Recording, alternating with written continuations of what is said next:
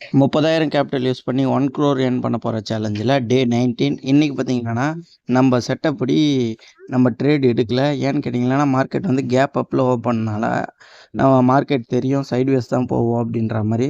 ஆனாலும் வந்து நான் வந்து ஸ்கேல்பிங் ட்ரேட் பண்ணேன். ஃபஸ்ட்டு ஒரு ட்ரேட் எடுத்தேன். ஒரு 1:2ல் ஒரு 2000 வந்தால் க்ளோஸ் பண்ணிடலாம் அப்படின்ற மாதிரி க்ளோஸ் பண்ணேன். அது வந்து நம்மளோட ஸ்டாப் லாஸ் ₹1000 ஸ்டாப் லாஸ் போட்டேன். அது ஹிட் ஆயிடுச்சு.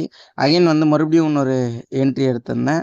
அதுலேயுமே பார்த்தீங்கன்னா நம்மளோட ஸ்டாப் லாஸ் ஹிட் பண்ணிச்சு. அதில் ஒரு ₹1073 லாஸு.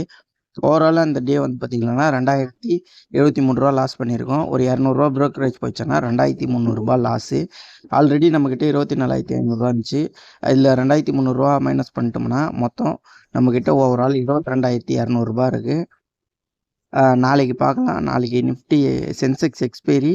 நாளைக்கு நல்ல டேவா ப்ராஃபிட் பண்ணுறோமா லாஸ் பண்ணுறோமான்றதை வெயிட் பண்ணி பார்ப்போம். Bye guys.